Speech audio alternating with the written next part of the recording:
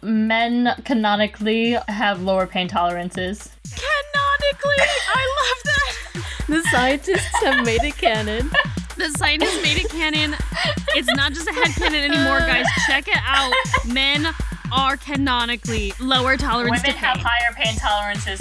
Scientists have proven it. So I'm just saying that men can calm down with their balls. Hey everybody, welcome to Fess Up, where the Fess sisters help spice up your conversations with unique and thought-provoking questions. That's right, we're breaking the ice with a sledgehammer! My name is Amy, I'm the oldest Fess, and I am the most currently recovered from COVID Fess. My name is Marissa. I've been COVID-free for like a couple weeks, so... You're beating me on that. And my name is Ina, and I've been COVID-free for a couple weeks plus like 2 days. Oh, wow. Well, you beat us all. I know. I'm the least COVID-y. The least COVID-y. We all got COVID. It's been a problem. Our voices have sucked. But we're here. We're queer. And it's Pride Month. And it's Pride. I was gonna rhyme something with year, but yes, it's Pride Month. Will it be when this episode gets released, though? Let's find out. Guys, it is our 42nd episode. This episode is the meaning of life.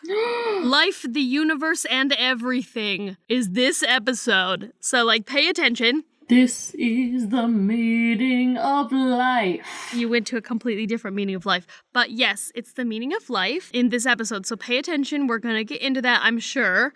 Because we always get into really deep stuff on this podcast, obviously. So somewhere in here is going to be the thing that you need.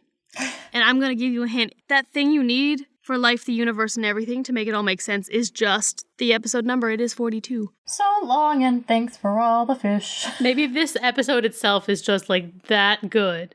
It hasn't even happened yet, but it's that good. Oh, yeah. It's that good. Absolutely. No doubts about it. We should get right into it, guys. All right. With our first question. Mm-hmm. Who would win in a fight?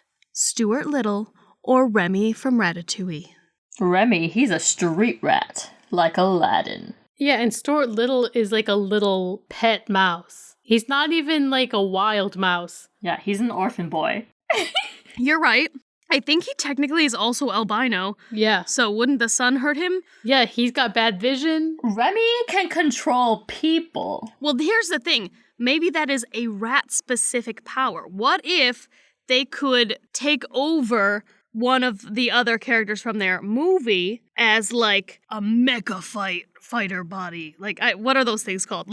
Basically they're going in there and they are Power Rangering it. So they're leveling up and controlling a person to fight for them. It's morphin' time. That's Power Rangers, isn't it? Yeah, that is, I think. See, I maybe know something. Hooray! Could have fooled me. But if we're saying that that's what's happening, if they decide we're not fighting with our fists, we're fighting with their fists, it gets a little trickier because Linguini, I don't think he could beat up anybody. I think he has less than no muscle. He's very noodly. Okay, but the person Stuart Little will be going with is a child. Literally. I think Linguini could take that child. I don't know, because I feel like he would see a child and be like, I can't hurt that kid. And it would be a lot of reasoning with him to be like, we have to hurt that kid because I have to win this fight. And the kid might get some good punches in. Yeah, but we also know Linguini cannot fight it. Exactly. Once Remy starts pulling on his hair, he is a slave. What if he gets kicked in the nuts, though? Will the nut pain override Remy's instructions? I don't think so, because he got hit with stuff all the time. And then he still kept doing in the nuts, though, because the nut pain, from what I hear, is worse than childbirth. It says people who will never experience childbirth. Yeah, no one can experience both, so that's a BS answer. It is, absolutely agreed. Also, wait, side note for 1 second, nut pain lasts for a couple of minutes and childbirth lasts for hours, maybe days. So these people need to shut up. I know, right? Also, men canonically have lower pain tolerances. Canonically! I love that! The scientists have made it canon. The scientists made it canon. It's not just a headcanon anymore, guys. Check it out. Men are canonically lower tolerance Women to pain. have higher pain tolerances. Scientists have proven it. So I'm just saying that men can calm down with their balls. Men, you can calm down with your balls. You heard it here first from Ina specifically. Okay, here's an idea. Do you think if Stuart Little tried to control the kid for a little while, realized this wasn't working, and switched his mecha to be Snowball the cat, do you think he might win then? Yeah, maybe. If Linguini is completely unarmed, then I think a cat could take him down. But Remy and Linguini together have access to like fire and like hot soup, you know, like a lot of kitchen knives. They've got weapons up the wazoo. That's true. But where are they fighting? That's my question also. Like, we're just continuing to rack up questions. Here are the options, okay? They could be fighting in Remy's home turf, which is a kitchen. Yes. Or they could be fighting in Stuart Little's home turf, which is a house, which has a kitchen. Either way, there's a kitchen and Linguini is at full power. But the third is a neutral location, which could be anywhere. Could be a park where they just have access to rocks. But there's an added weakness in the park. There are many dogs, which Snowball hates. I think Snowball stood up to some dogs. He doesn't like them. I don't remember this movie very much. It's been 5 million years since I've seen Stuart Little. Snowball was a chicken. I thought Snowball was the best because I thought Snowball was like evil and awesome, and they eventually made that spin-off movie about Snowball. They did? Was that not Snowball? It was the same cat as Snowball, so I always as a kid thought it was Snowball. Okay, so like hold on a second, because his name is Snowbell. Snowbell! And you've just, we've been slandering him this whole time. I'm sorry, Snowbell. You're the best. I love you. You know, honestly, I think that any answer I have is not going to be necessarily the correct one because I only really remember Ratatouille. I don't really remember much about Stuart Little. I know he rode a boat really well in a contest. That was great. He could ride those toy cars like crazy. That's the only thing I recall. He had a tough time standing up to a falcon, so I just really don't think that he could stand up to a human being. I think Remy would have a hard time standing up to a falcon, too. Falcons and mice notoriously do not make friends. Well, Remy's a rat. Remy is a scrappy street rat. Is he that scrappy because he chose to be bougie? He has a mob of friends to back him up as well. Like a sea of rat friends. So, Stuart Little has a family of humans to back him up. Yeah, like 4. Remy has infinite rat brothers and sisters. But you know what those humans have access to? Exterminators. They can hire exterminators. Yeah, well, if they do that, they'll kill their own son on accident. Maybe. That would take time. The rats would eat them first. Especially Emil. He's hungry for anything, including human bones. I don't know that Emil is hungry for human bones. Human flesh, though, yes. I think he would definitely eat human bones. Oh, he likes the bones. He likes to crack them open and get to that marrow. Amy just doesn't like our answer. You're trying to argue with it. You're clearly wrong. I'm just trying to play devil's advocate so this question doesn't end in 2 seconds. And I do genuinely think that you're not giving enough credit to the fact that humans beat rats 9 times out of 10. Okay, but Remy and his army of friends could take over all the other humans in the kitchen. Yeah, I mean, he and his army of rats tied up a whole other human by themselves and threw him in a fridge, so... I think the real question is if Remy and Stuart Little teamed up, could they take on Rakakuni? Rakakuni. You guys watched that movie? Yeah. Yay! I think that Rakakuni would win. I know. He would demolish them both and it would be so fast. Especially because Rakakuni does control a superior life form than either of them ever could. That's true. That man is very tough. But also, he straight up in the film was going to murder someone. Yes. True. He's like, she knows too much, and went straight into murder mode. So, he's like the boss level. That's true, that's true.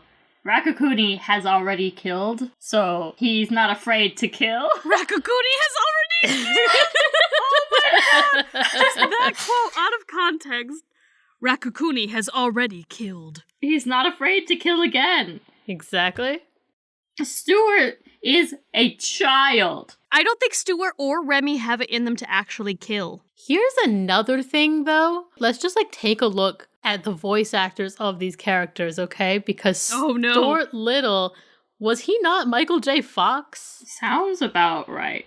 I have no idea. You know, he might have been Michael J. Fox. I'm going to look that fairly up. certain he was. I know that Patton Oswalt is Remy. It was Michael J. Fox. Wow. So we're talking a fight between Patton Oswalt and Michael J. Fox. Fuck, you're right. But here is the thing, though. I think that you guys have valid points. I'm trying to argue devil's advocate out there for everybody who believes in Stuart Little. But I do have to say what takes the cake is if you were to say Remy the Rat versus Stuart Little, who is gonna win, who's gonna kill the other one? All Remy has to do is cook a nice dish and throw a little arsenic in it, feed it to Stuart Little, boom, he's dead. He didn't even have to fight. He didn't have to lift a finger. Stuart Little didn't even know what was happening. Oh my gosh. Remy's like, before we fight, I'm just gonna make you a peace offering meal.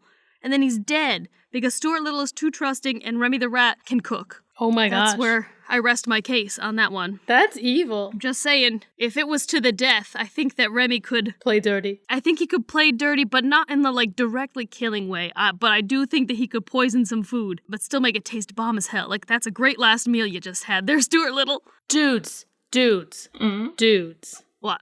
Rakakuni was voiced by Randy Newman. Randy What? Newman? He would demolish those little guys. Oh, absolutely. Randy Newman has the ultimate power of song. I didn't even realize that Rakakuni even really spoke at all. Yeah, he did. That's hilarious. Randy Newman, man. Yeah. Yeah, Randy Newman's got it. God damn it. Randy Newman could scare me pretty good. He just has that deep voice, and there's something about him. He's too powerful. His music is too good. I don't trust it. He'd get you. But you look up his photos. He looks like a guy I would hug. He looks like a good hugger. And that is more power. It is more power. That's not wrong. He looks friendly, and then he comes at you. And then he comes at you. You're right. He hypnotizes you with his beautiful music. Oh, Randy. No, guys, Snowbell was evil and powerful. And you know why? You forgot this, but I will tell you why. Snowbell was played by Nathan Lane. Damn it. Oh, that feels so correct. If Stuart Little can ride Snowbell, Snowbell wins. That's what I'm going to say. That's the only way I think that Stuart Little can win this is if he has the good sense to control Snowbell. But that's only if Snowbell is allowing him to. It depends on his mood. Don't they a little bit become friends at the end? I cannot remember. They do, but Snowbell still is like, don't touch me, kind of, So he'd have to get some very deep permission here. And maybe that could be established. Stuart Little is such a weird concept. Let me, a human, go and look at all these orphans, and then I'm gonna pick the rat instead. And Because turns out they just wanted a pet. That's relatable content. but I'm gonna have the rat as my son when I have a cat. Well, every time I have ever looked at a rat, I've thought this is my son. I've not thought this is my pet, so... What? Yeah, rats are sons. Everyone knows this. I did not know that this is how you felt. She's not being serious, Marissa. Have you ever looked at a rat and thought, this is my son? I have never looked at a rat and felt as though it were my son. But you look at literally any and all movie characters that do not exist as your son. Yes, when they're human usually. Usually. But you have done it for non-humans. But not for a rat, to my memory. But perhaps there has not yet been a rat worthy, but if there was one... Hey, you've watched Rescuers Down Under. None of them was your son? Absolutely not, no. Or your daughter? Bianca was pretty great. Bianca was pretty great. She was sexy. She was a sexy little mouse. She was a sexy little mouse, I will give you that. I just like how the reason that Bianca couldn't be your daughter is because she was sexy. No, she couldn't be my daughter.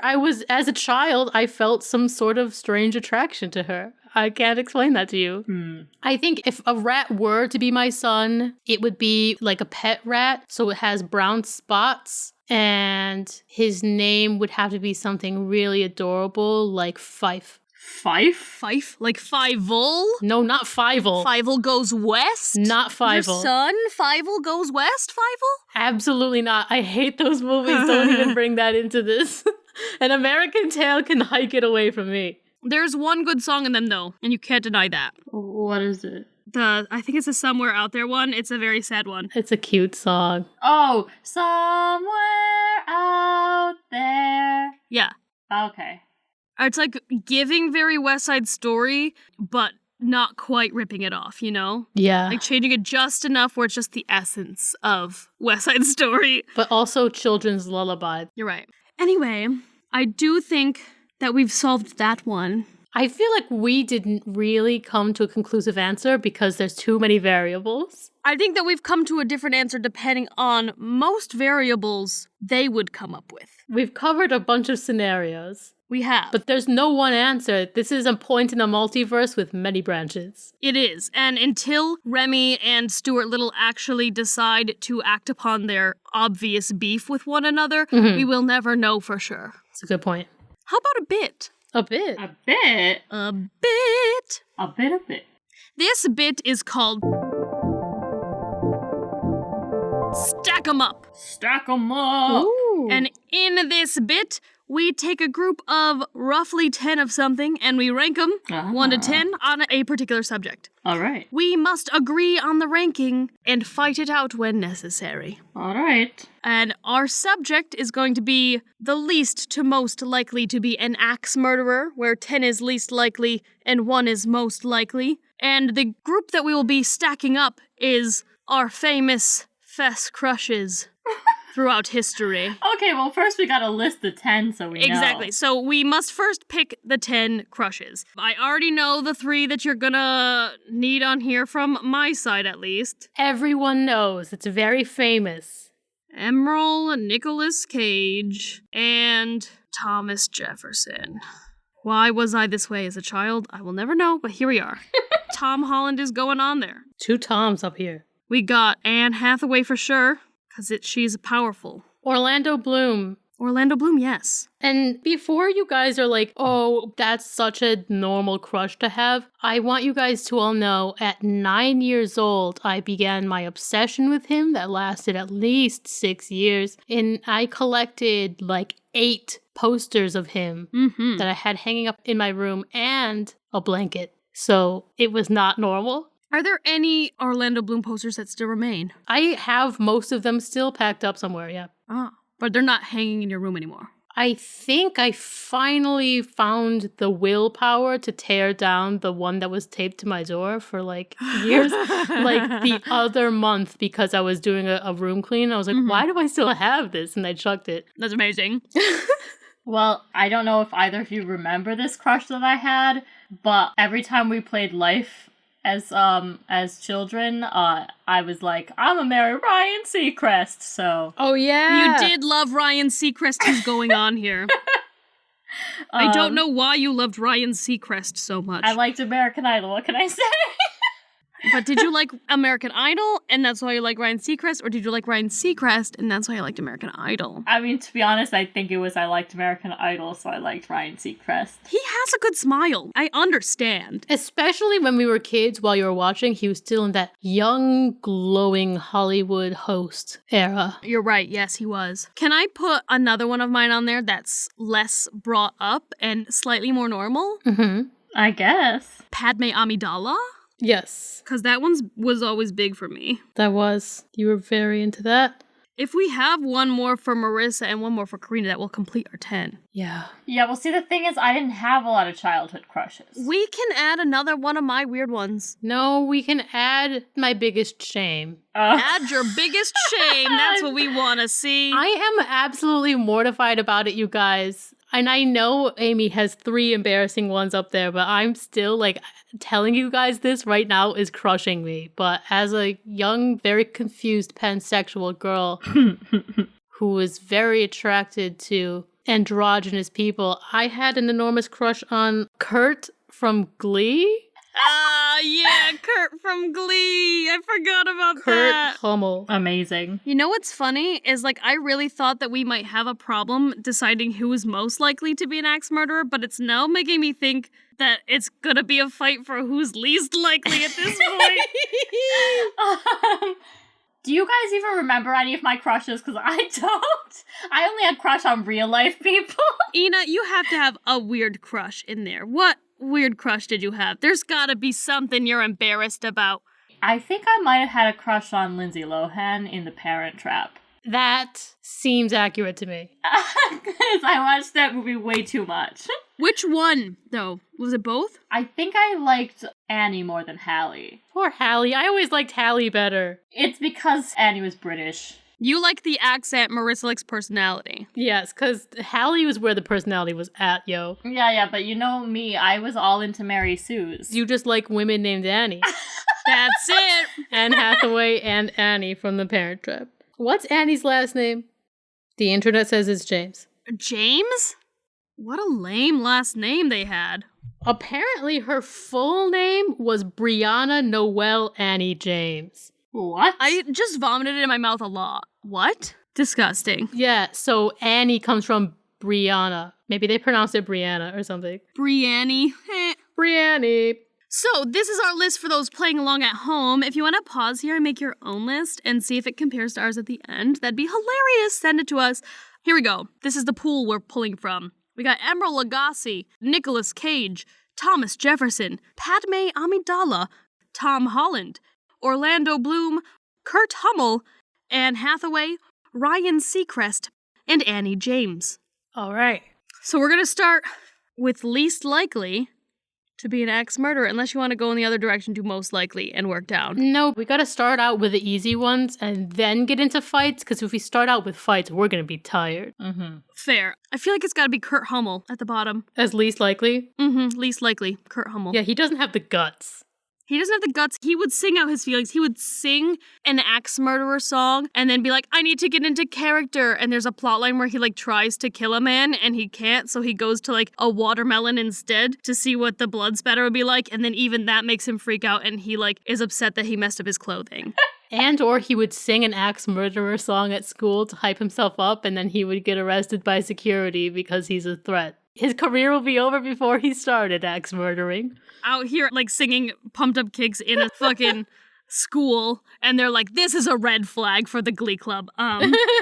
They're actually telling us their secret plan in code, and we're smart enough this time to put a stop to it. He's gonna sing out like, I'm gonna kill you. And then they know, so they can run or fight back. They're like trying to put on a Halloween concert or whatever, so they have like an axe murderer song and pumped up kicks and cell block tango, and they're singing all these murderer songs, and they're like, I can read between the lines on this one. And they're like, in between the lines was just Halloween. And they're like, a nice try, you're all arrested. Bam. The end. I'm gonna go with Tom Holland for number 9. He is a puppy. You're right. He is much more likely to be the superhero. Right. That's how this question actually got inspired in the first place. I was discussing with one of my friends. Oh, yeah? Basically, the crush that they used to have is in the news for, committing all the crimes. Just all of them. And we were all like... the crimes? Oh, yeah. So that every day there's a new crime.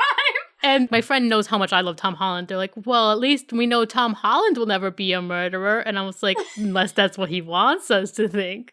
And it's all an act. I do think Tom Holland is so obsessed with his role as Spider-Man that I think that he would be more likely to get too into character where he just like becomes Spider-Man all the time. Vigilante. And he starts fighting the axe murderers as opposed to, yes. No, I totally feel like Tom Holland has the skills. He could need to kill people, but he could never actually kill a person. Could never actually do it. He's just a sweet little baby. Yeah. Zendaya, though. Oh my gosh. His partner, she could kill anybody she wants. She could kill with a glance. She could kill with one devastating word. Yes. She could kill someone right in front of me and I'd still love her. Mm-hmm. She's too powerful. She has all the power. But she is not on this list. No. So let's keep going. Annie James, I think, is third. She is a child. She's a literal child. Well, but she does fence very well. She does fence. And she's very good with a plan, so I will give her that. I feel like she's one person crossing her away from pulling a very ruthless Home Alone and possibly murdering someone. Yeah, I feel like she's a little higher on this list. I feel like Ryan Seacrest couldn't kill nobody. No, Ryan Seacrest has killer eyes. You can't convince me otherwise. Look into those eyes. You see a man screaming because there is a monster inside of him that he can only hold for so much longer. You know what? You're right. I did find out the other day that he is the reason Keeping Up with the Kardashians happened. What? Oh boy. He's the producer! That is him axe murdering. That's like social axe murdering, you know? So I think that before Annie James, I think Annie James actually might go up a lot higher. I agree with that. Interesting. Okay. I'm thinking next would be Anne Hathaway. Okay, yeah. A different Anne. Yeah. Because even though she has played, like tough characters in movies, overall, she's just such a cinnamon roll. As someone who has met her in real life, like not met, but like I have seen her in real life interacting with people, she is very nice. So I do think that you're right. I mean, she even, like, recently said that she wishes that her stage name had been Annie because that's what she likes to go by. Oh, Annie. And I'm like, that's really cute. We will henceforth call her Annie Hathaway. Annie Hathaway. They did call her Annie on set. Oh, good. Yeah, I think that's fair. And I think that next should be Emerald. Yes. Because I think that though he is a professional with knives, I do think that he is far too lazy to kill a man. He also has this smile about him that holds within it no mystery. I feel like he's not secretly a dark, brooding man. He doesn't have the Seacrest smile, yes. I am looking up Emerald Lagasse again, and he also just looks like a cinnamon roll. Like, he is the grandpa who has made 5 dozen cookies for you to take home. And, like, also has tucked a $100 bill at the bottom of the tray. His smile is just a little ray of sunshine. He seems like a nice dude. Like, man, is it a little embarrassing that as a very small child I had a crush on him? Yes, but I could have done worse, and in fact, I did do worse. Honestly, though, here's the thing. I'm looking up pictures of him when he was young. Mm-hmm. And I know the young version of him is not who you had a crush on. No. But it should have been, because he actually was quite attractive. Oh, geez. I'm now looking him up as a young man, too, and he actually... Even in his, like, middle age, Yeah. when he gets slightly older, he's got, like, dad bod going on, but, like, it's in a hot way, yo. Yeah. He's giving a flavor, just a hint of Marlon Brando to me here. Interesting. I liked him as a kid because I had this idea that I wanted to marry a gourmet chef, because that would be great, and I think I still agree with this. Mm-hmm. But I also just loved that he was, like, going by Emerald Green or whatever on his show. And that tickled me. So those two things made me had a crush on him.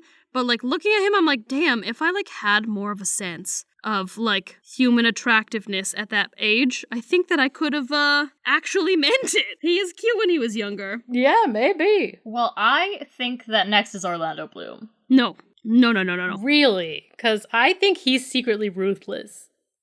I think he is secretly ruthless, too, and I do think that Annie James is due to go on this list. But also, I do want to throw out there, Padme Amidala probably should go in the middle here, because I think she is the most capable of everyone on this list to execute someone, but I don't think that she would ever do it unless it was sort of, like, necessary by law. Yeah. But I feel like she's not death penalty. She's just such a moral person. Yes. But you're right, she, like, has the skills to kill literally anyone. She could kill anyone she wanted to, and she has killed. Absolutely. Slay a monster, that kind of thing. Yeah. But you're right, she wouldn't, though. Yeah, she was my next one on my personal list. She could kill with an axe, but it wouldn't be murder. She wouldn't be a murderer. Yeah. So that part of it, the axe part, yes, murderer part, no. So I think that's why she should go in the middle around here. Mm-hmm. I agree. Okay. So next, I will allow you to put Annie James, because she's too young. She's too young to actually do it. But I feel like, just hear me out for 1 second. I will listen. If we're talking about her potential over her whole life, I think she might be number 1. I agree with that. I mean, especially paired with her sister. Oh god, don't put them together. They'll kill the whole world. It really depends, though, on the circumstance, because I think this is like we're in a moment where her life can split into axe murderer or not axe murderer, and it really just depends on if somebody pisses her off enough, or, like, for example, her parents get divorced again, and then she axe murders them, or axe murders whoever came between her parents. Whoever tries to marry them next. Yeah. I mean, they could have killed that woman. Meredith, I think was her name? Yeah, Meredith. Yeah. They could have killed her, drifting her mattress out to the middle of the pond. What if she had not woken up in time and drowned? They are absolutely the bad guys of that movie. That's one we gotta dig into. Some of those ruthless pranks, quote unquote, that they did to each other. These girls and Kevin McAllister. Yes, exactly. Yes. We need to do a deep study on how kind of terrifying they are. They literally, all 3 of them, like, if they ever met Kevin, the world would be over because they would just take over the whole world. Yep. Maybe they marry Kevin, one of them. Both of them. Both of them. Ooh, sister wives. Polyamorous relationship. I do think, though, I would like to sit down, watch that movie, and do like a kill count of every moment in which they could have killed somebody in that movie. Yeah. Because I bet their kill count is high. And then I'd like to do it and compare it against how many different times Kevin McAllister could have killed. Right. Well, I'm pretty sure he could have killed a lot more. We've got some special episodes in the works with this idea. All right. So moving on to the next one, I'm thinking Orlando Bloom. Mm-hmm. He can finally, I think, go around here. Yeah, I think he's around this level of potential to be secretly evil. He has shown me nothing in media to tell me that there's no way. I've never watched an interview or something and been like, yeah, he's a killer. But he's never made me be like, there's no way he'd ever do something bad. He's just got this, like, I don't know. He could do it, and I wouldn't be that surprised. Yeah, you know, someone who names their daughter Daisy Bloom, that's gotta be an axe murderer. No, that's cute. Oh, Jesus Christ, they didn't name her Daisy Bloom, did they? They did, I'm pretty sure. Cute. It is both cute and horrible. I know. The name Daisy is the cutest fucking name, but when you know the last name is Bloom, That's what makes it cute. I am sad. Her name is Daisy Dove Bloom. Dove. That's cute. Dove is cute, I will give her that. So here comes the problem. Mm-hmm. Nicolas Cage, Thomas Jefferson, and Ryan Seacrest are the final three. Okay, so I'd say next has to be Ryan. Yeah. I agree. I knew these two were going to be top of the list. Why do I love axe murderers? You do. You've always loved a villain. I have always loved a villain, yes. Okay, Nick Cage, I feel like he's got to be number one. I could see him going full American Psycho. But are we talking about Thomas Jefferson from the coin that you fell in love with him on? Because just like that man on that coin, like, no. What do you mean the coin? No. No, we're talking about Thomas Jefferson. Okay. We're not talking about Nichols. What? Yeah, come on. In like first or second grade, they had these stupid little like blank books that we were supposed to like draw a cover on and like legitimately write like a research paper study on a historical figure. And I picked Thomas Jefferson. And we had a book with portraits of all the presidents, and you always were obsessed with the Thomas Jefferson one. I don't know what. I think it might have been a coin or that book that like got me to know about him and think he was cute. And then I did that report on him, and that's when like the crush was solidified for a few years. It was because I did the report on him. And of course, I was a child, so I did not get into all of the horrific shit that man did in his life. Well, if we're talking about real life Thomas Jefferson, then like he was a slave owner, so I'm pretty sure he would be more likely to be an axe murderer. He had some very literal darkness happening. I just feel like it's gotta be Nicolas Cage, though, as the top. And I think hear me out, Thomas Jefferson, he did do a lot of killing. He probably was an axe murderer. I think he might have been an axe murderer. How much of it was by hand, though? Not sure. Because a lot of it was done through presidential actions and stuff, so it wasn't his own hand. He did do other shitty things by his own hand. But I just feel like if you're talking specifically axe murderer, can you or can you not see Nicolas Cage picking up an axe, his eyes going wide, that face he makes of pure, unadulterated glee and murderous rage in one, and then he just hacks away at a man? Wait, okay, Every fiber composing Nicolas Cage screams, "Here's Johnny!" Absolutely. It does, yes. And then starts axing down a door. It's true. I think if it were any other kind of murderer, I would give it to Thomas over Nick. But because it's an axe murderer, and that's just so visceral, because it's not just one chop, that's a several chop job. He has a psychotic air.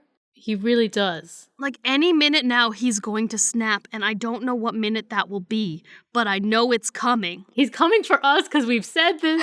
I am on his list, and the only thing that will save me is if he has a crush on me back. Ooh. But the problem is I don't have a crush on him anymore. Oh, don't say that. No, if you hadn't said that, he might not have killed you. Fuck. Nicolas Cage, when I see you in person, I'm sure that will change because your pheromones must just be so strong. I can just tell he has a musk. I mean, yeah, great. I love a musk. This is completely unrelated, except that it has to do with Nicolas Cage and how crazy he must be. Yes. I saw a movie the other day. Couldn't finish it because it's a bad movie. I'd already seen it before. But it was like one of his first ones. He was like 19 in it or something. And there's a scene where he's shirtless and his chest hair was waxed into a Dorito triangle. It was so bad. Wow. It was literally a triangle of chest hair. You know what that is? That is art. Psycho is what I would say. It is also psycho as hell, but it's art. The only thing more psycho is if he shaved a smiley face in there.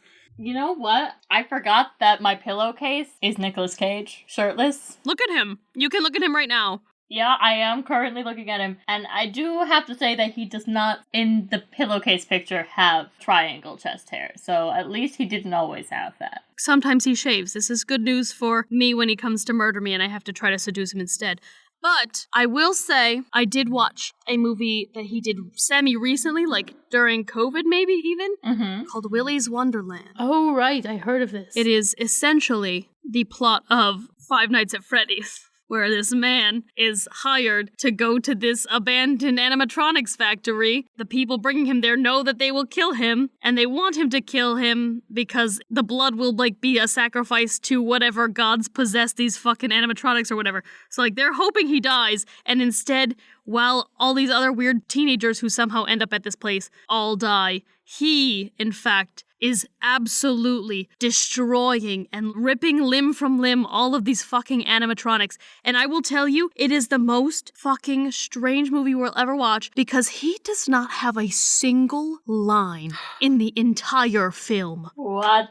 Here's a question. Do you think maybe he wasn't acting? You know, maybe his natural default is to not speak when he doesn't have lines. I didn't think about this. And his other natural default is to kill anything that comes at him. It could be a documentary, absolutely. I didn't consider this, but it tracks for what I can read off of everything Nicolas Cage I've ever seen. Oh, yeah. I need to conclude what I think is number 2, Thomas Jefferson, number 1, Nicolas Cage. Yay or nay? I agree. Okay, I guess, because I don't want to argue too much. Here's the thing. Because you've argued this, Nicolas Cage won't kill you. He'll spare you. Okay, good. So Ina's good. Good. I'm safe. And because, I have his pillowcase, so he's gotta like that. Marissa, may the odds be ever in your favor. Godspeed. Godspeed. We forgot about Q. Oh, yeah. Honorable mention, I just remembered, and I can't believe how I forgot, that I had a huge crush, kind of still have, a huge crush on Brian Quinn for no reason at all from Impractical Jokers. And I think that he is definitely upper middle ground for axe murdering. No I just way! need to He's put the that least likely person on this planet to ever murder anyone. On that show, he's least likely to. But he's a firefighter. He knows how to use an axe. He knows how to use an axe. He is a fireman, but he would use that axe to rescue strangers from a fire. Like, no, you're right. He would never You're hurt right. anyone. I will say lower middle. How's that? Okay. Because I do think there are some of the people we put at the bottom would stay at the bottom, but you could True. make a case that he's a little higher, but lower middle. He's low. Yeah. This is where our ads would go if we had any, but we don't have time because we have to prepare for the impending apocalypse that is Nicolas Cage's axe. I'm sharpening my spear for self-defense. Good. How about another question? How about another answer? Yes. This one is from Paige Kellerman on Twitter, and she has asked, if you inherited a haunted mansion, could you turn it into a bed and breakfast? Yeah. Could you? Absolutely. Should you? Depends on who's haunting it. Yeah, like, is it a dangerous ghost or is it Casper? I am going to be real, I do not think I personally am capable of running a bed and breakfast, haunted or not. Oh, so it's saying can you yes. turn it into a bed and This breakfast? is a very specific, in the context of the tweet in question, it was like talking about in a relationship, how you have to turn to your spouse and ask them weird questions like this. So the way we do to each other on the reg. Exactly. All right. Guys, Yeah? guess who's calling me? Who? Crystal Jones. No way. I am answering. Miss appearing on the podcast? Hi, Miss appearing on the podcast. Hey, how are ya? We're recording the podcast. Do you want to answer our question? You're recording it right now? now? Yes, we are. But I'm in the car. Doesn't that sound terrible? Yes, it does. But you happen to call in, and so you're gonna just answer this one question real quick. All right, what is it? Okay. Suppose you happen to inherit tomorrow a haunted house. Could you turn it into a bed and breakfast? Absolutely. You think that you are the kind of person who could successfully run and maintain a bed and breakfast that is haunted? Oh, for sure. I would make sure that that was the reason they were coming to that bed and breakfast. So you would extra haunt it? Yeah, I mean, everybody loves the Haunted Mansion at Disney, so yeah, I would make that the selling feature. Are you saying that you would, Kevin McAllister style, booby trap it extra to make people think it was haunted even when the ghosts were too tired to continue their haunts? If I needed to and the money was good, yeah, I would. Would you rile up the ghosts? Again, it's all about the Benjamins, so Not about the Jeffersons, though. So for the right price, you would indeed rile up some ghosts a little extra. yep, Damn. She loves to dance in the face of danger. yes, absolutely. She does. Mm-hmm. That is one Bring it. truth. Bring it. All right. Thank you for your answer, Crystal. You're welcome. All right, well, I'm glad I could be on the show. Me too. And I will talk to you ladies later. Okay. Bye. From me and everybody. Okay.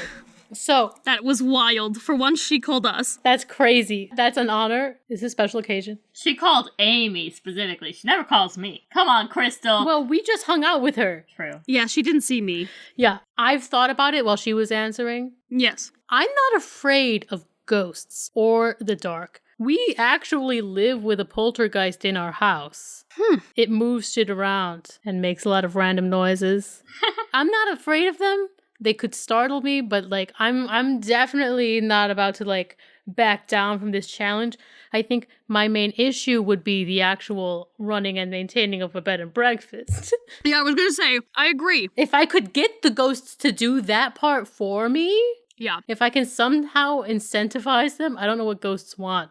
I could buy them cool furniture and stuff just for them. Mm-hmm. I could throw them ghost parties. Yeah, I mean, like, if you can get the ghosts to be the staff, then there you go. Yeah. I was gonna say the same thing that you said. I am not afraid of ghosts or the dark or any of that. I ain't afraid of no ghosts. I am afraid of capitalism and business ownership. So I would not like to participate in any of that. Thank you. I think as long as I can convince these ghosts to help out around the house, Yeah. people would love that. Like, it would be the one instance where they would want housekeeping to come in while they're in the room and like, oh, I'll make the bed for you right now. And you just like see the bed sheets doing themselves and stuff because the ghosts are taking care of it. It would be like a performance in itself. It would. And that's why I was kind of like asking Crystal if there was a way for you to Kevin McAllister like Fake it. rig up the house to, you know, Make it extra exciting. give some extra oomph. Like if you could add some magnets to things that would like slide furniture around and you could just press a button behind the front desk to accomplish this every so often. These are great ideas. I think in my particular instance, though, I couldn't pull that off because I'm employing these ghosts, and if I start to like fake more ghost activity, they're gonna get heavily offended. You're right. They're gonna go on strike. They're gonna be like, "What? I'm not good enough for you." I think the only thing I might be able to do is get more magnets, get more things they can interact with, put up like wind chimes and stuff, Yeah, so that they you know? can do that stuff themselves. Give them stimulation. Yeah, like cat toys, but ghost toys. Yeah. Make sure they have a nice nurturing environment. Mm-hmm. Every once in a while, give them a nice, like, virgin to kill. No, that's not what ghosts do. What are That you is, talking about? They're not a you're thinking volcano. vampires. Oh, or a volcano. I don't know. I'm just saying, like, you know, give them some people to kill sometimes. They can do that to the bad guests. Yeah. The ones that are like, I'm gonna leave a bad review, then kill them before they can do that. The Karens. And then I have another ghost. You're right. My problem is I don't believe in ghosts, so would I rile them up? Absolutely, yes, I would. Because they're not there and I don't believe in them. Which leads me to them being extra mad at me probably if they do exist, which means more ghost activity, which means I guess a more successful bed and breakfast, except I don't want to run a bed and breakfast. So I would just have this house. They'll probably, like, sabotage things for you. I mean, I don't know that they would care about that so much because I'm not running a bed and breakfast. You can't make me. I would just have this house. The only way I could get money out of this house, I'm hoping I don't have to pay taxes on this house I've gotten, is by getting people to go in there who are like those YouTube, like, ghosty hunter, he, look at the stuff we've put in the house, and then it's extra great for them because the ghosts are pissed and ready to murder because I am an asshole to them because I don't think they're there. And I personally, as a human, am great at self-gaslighting. So anytime anything falls over, I'm like, how the fuck did I do that? Like, it falls over across the room and I'm like, I know I had to have done that somehow, but like, how?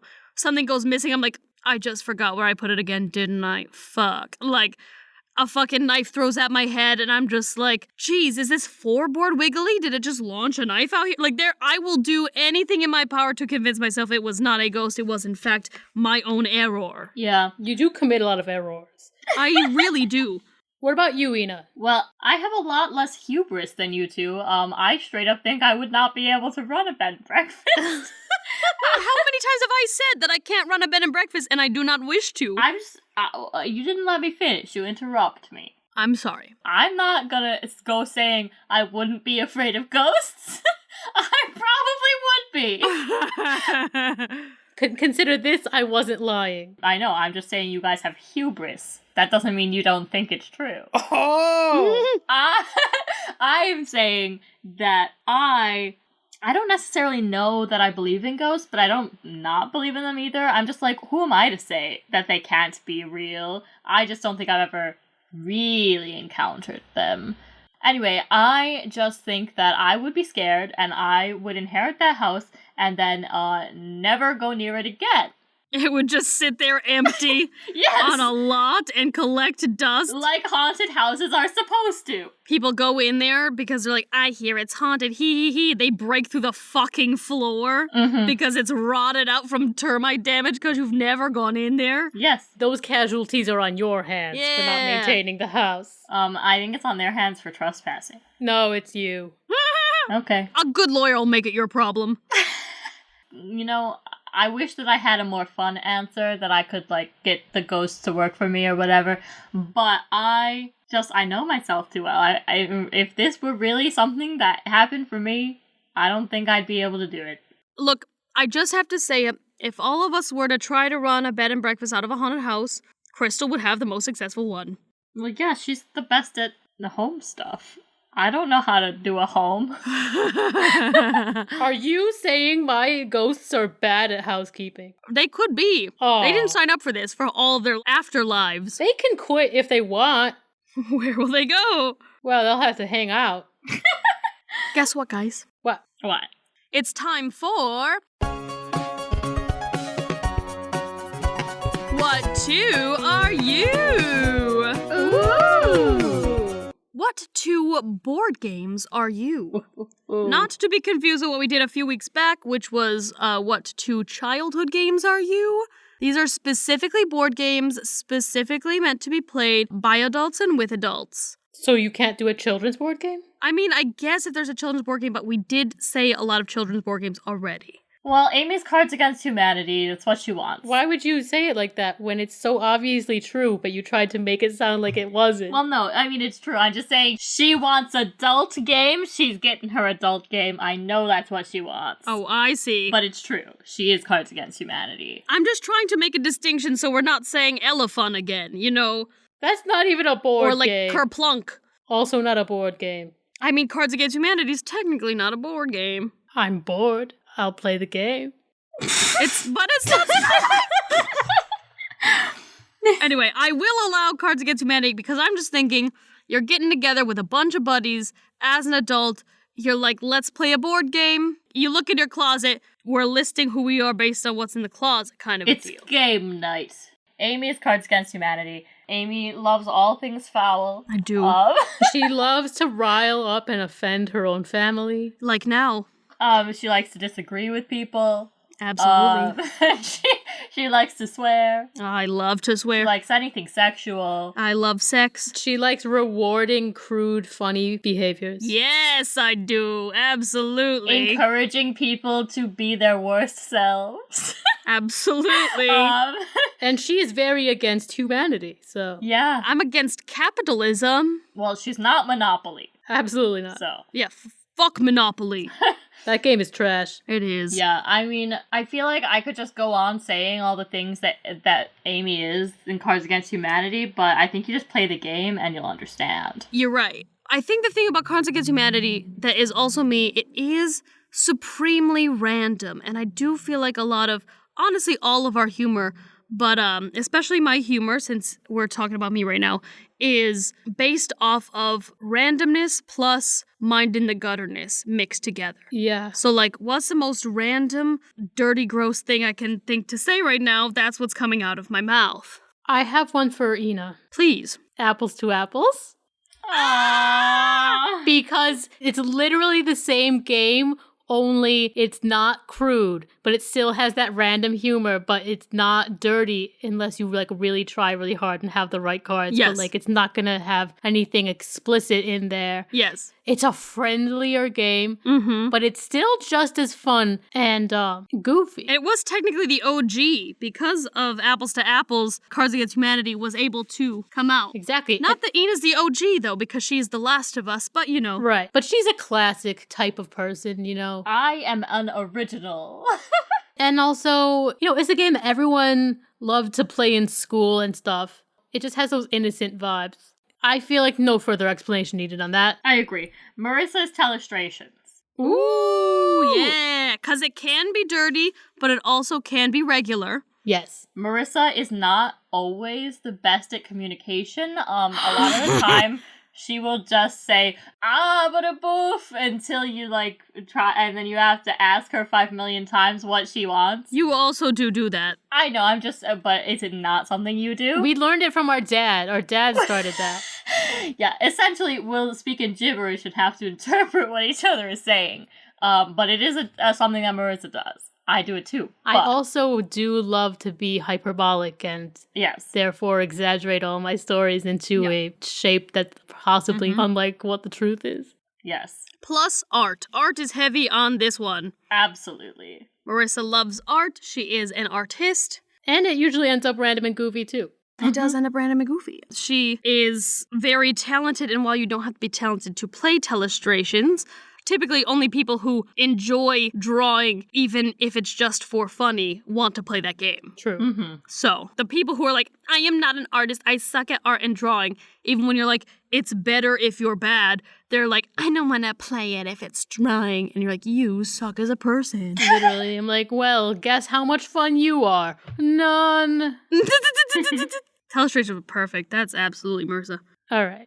Okay, Marissa, you are Werewolf, Oh. which is not always a board game, but they have board game versions of it now. Yep. And I say you are Werewolf because, one, you are an actor, as is many of us on this podcast, but you are an actor. And because of that, that's like a big basis of this game is you gotta be fucking lying and acting your ass off. But you also have like the vengeance part of you where you want to be murdering somebody, but like not actually murdering somebody, but like you love yourself some revenge and anger, and that is what this game brings you the more you play it. Also, if you play it in the traditional way, where it's just like people in a circle, you gotta get really creative with it, and whoever is like running it, if you want to make it fun, you have to come up with like creative scenarios every time, and sometimes you even have to come up with creative roles for people to play, and it's all very creative and fun, and you are very creative and fun. And also, I would say that it is a lot more technical, and I believe, you can be more technical in a lot of ways as opposed to sort of very loosey-goosey with it, if that makes sense. Like, that you have to have all the roles put out, you have to have all the things assigned, people have to be closing their eyes, all these things. And I think that you do better with structure like that. Parameters. I fucking love the game Werewolf also. It's a great game.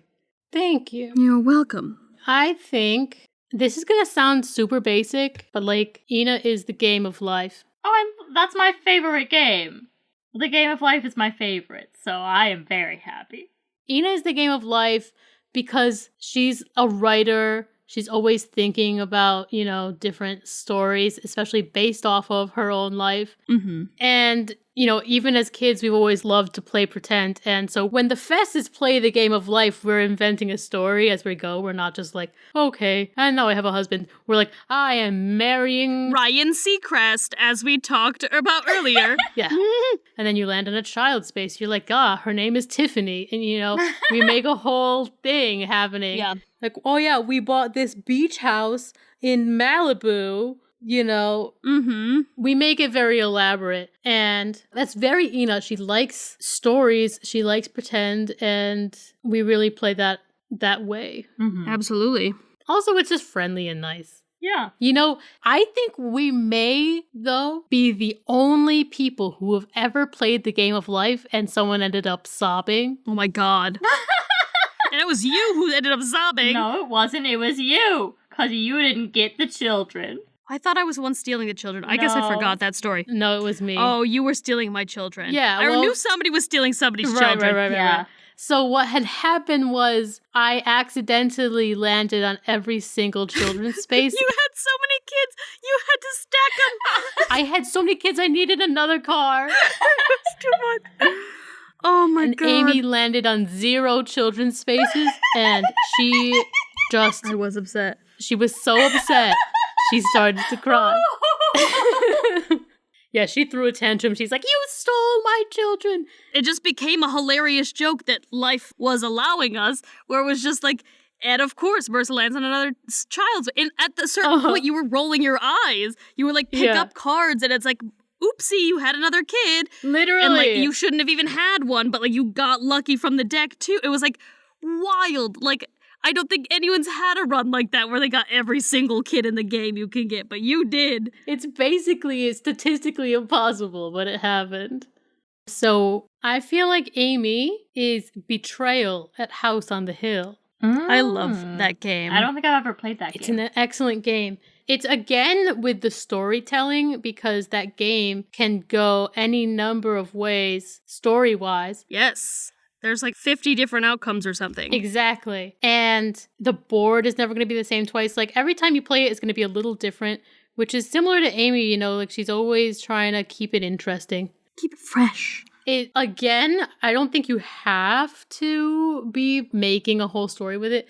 And I've actually never played this game with Amy, but I just know that if we did, we'd have a whole through line going of story. Oh, absolutely. Because the whole point of this game, for those who don't know, everybody plays together cooperatively until something happens, and that something changes every game. But once you hit a specific qualification, it triggers a betrayal, and one person in the group will be betraying the rest of the group, and then you have to go sort of into separate spaces for a little bit, look over this booklet you're given, and then come back and finish the game, where it's you against one other person. So there's also a hint of werewolf in the whole betraying your friends kind of way. Yeah. And sometimes the betrayal is like a secret. Yeah, sometimes it is. So there's hints of werewolf in it. It's a very complicated yet easy to play game because there's so many variables. And that's kind of like Amy. She's like straightforward, but also she's very creative, can come up with a lot of stuff. Sometimes she's a puzzle. Have nuance. She's a kook. I'm a kook. Also, Amy loves villains, and so like a whole spooky game. You're right. And I do always, when I play that game, I am always secretly hoping I will be the betrayer. It's like I'm almost playing to be the betrayer. Yes. In conclusion, guys, Amy is Cards Against Humanity and Betrayal at the House on the Hill. Marissa is Telestrations and Werewolf. And Ina is Apples to Apples and The Game of Life. Bam. I got one more question for you. It's real quick. Okay. Do you think Mike Wazowski cries from both corners of his eye, just one corner, or the center of his eye? I feel like he cries in the movie. Let's look it up. Does he cry with tears, though? I don't think he does. I don't know. But like, here's the thing that complicates it, right? Yeah. Is he doesn't really have corners of his eye. Like, he has ends where his eyelids meet, obviously, but like, most eyes have like an almond shape and there's two corners. Mm-hmm. His is completely spherical. I wonder, does he have a tear duct at any point in this eyeball? He's got to. Does he cry out of his pores? I'm confused about the Mike Wazowski physiology. Does he cry out of his butt? Does he cry out of his ass? He could. I think if he cries out of his eye, no matter where it's coming from, it's going directly into his mouth. Yes. Mm-hmm. And I do think there is a good case to be made for it coming out of the middle, not because there's like a tear duct in the middle bottom of his eye, but just because of how his eye's shaped. No matter where the tear duct is, I think that it would just kind of collect at the bottom and then just spill out. Yeah. I think so too. I tried to look it up and I could not find anything except things that were talking about the meme. So It would just bring it down like a faucet, I think, pretty much downwards into his mouth. It would be like, you know how when your nose runs, it goes directly towards your mouth if you're not careful? Yeah. It would be like that. He's got to stay on top of it. Since he doesn't have a And nose. then you taste it. Wait, but like, how does he have snot? Do his eyes secrete snot? Does he need snot? can he smell? You know, I don't think Mike Wazowski can smell. He can smell because he sprays scents on himself. He's like, oh, I love the smell of wet dog. Oh, he You're does. right. How does he smell? Does he smell through his skin? You know, I bet he does smell through his skin. I think that his skin does a lot more than we give it credit for. What else does it do? Snot. Snot. That's where it gets its green color, actually. He's naturally tan, but you can't tell. Yeah, if you were to ask me which is the slimiest monster, like Mike Wazowski is close to the top of that list. So He's probably Do slimy. you think he also like secretes his urine and stuff because he doesn't have any genitals? there are depictions of him with a butt though. And I do agree that he would have a butt. But we see his back and he does not. He doesn't have a butt. Here's the problem. Disney censored it so good, but he does in fact have a butt. Because Disney didn't have the balls to allow the butt on screen, but I think he had a butt. Mike Wazowski didn't have the balls. They didn't let him have balls either. He is a ball, is the problem. He is the ball. So are his tears sperm? There is just nothing but sperm inside of him. Anything he secretes is sperm. Do you think he's just a giant monster's runaway testicle? Yeah. You know, here's the idea. Yes. Ooh, idea. What if he is just one monster's runaway testicle, and he dropped off because he got like a weird virus that some monsters get that like it gave him sentience. So he was able to excommunicate himself from the main body and become his own testicle. Obviously that's it. That's it. He is an independent testicle. That's why he's so virile, and he goes for a woman who has many dicks on her head. They are snakes, but probably mostly dicks. And you know what? I mean, what's funnier than a testicle? And he's the funniest guy there, so. That's true. And that's why he's always censored on all media. Oh my god. That's the Oh best. my That's the one, gosh. Marissa. But it's also why he's always getting hit with things, because as we said at the beginning, everyone loves to hit balls. Yeah. And it hurts. And it hurts him every time. But I'm sure you would get hurt even if you weren't a ball. Well, yeah, but yes, he always has such a dramatic reaction to being hit. fair. It hurts him more, because he is a testicle. It hurts because he is a ball. And it's the same pain as childbirth, as we've learned from all these men, who definitely know both pains. I mean, there's that one moment where he slams himself down on where his balls would be if he had any, but he doesn't. And you know why it hurt him the same way? Because he is just one giant ball. It's the same. He is just a ball. I think we hit the nail on the head, and I do think that the strongest argument to our case is Marissa's censoring spark of brilliance, honestly. He is a testicle. Literally. And that's why he's not offended either. Everyone's always expecting him to be offended, but he knows what he is. Yeah, he knows he's a testicle. He's just proud that any of him made it on there at all. Guys, I think we may have found maybe not the meaning of our life, but definitely the meaning of Mike Wazowski's life in this podcast episode. Yes. He is a testicle. But he's a free testicle, and that gives his life meaning. He's a free testicle! I'm free! Even the strongest testicles fly free. He faced the testicles of time. Wow. So on that horrible joke, that's all the ice breaking we can do today. Oh. If we break any more We ice... might lose our testicles. No, if we break any more Oh. ice, we might hurt Mike Wazowski again, and we cannot do this to him. Oh, okay. If you'd like to send us a question, message us on Facebook or Instagram at Fess Up Podcast. Send us an email at fessuppodcast@gmail.com. Follow us on TikTok at Fess Up Podcast. Tweet a question at us at fessup_podcast, and don't forget to use the hashtag UbFest. Send us new questions or let us know what happened when you used our icebreakers with your friends, share our podcast with everyone you know, and get the word out there about your 3 wacky friends. Bow. That's it for me. I've been Amy Fess. I've been Marissa Fess. And I've been Ina Fess. Don't give Nicolas Cage an axe, whatever you do. I'm really scared. Bye.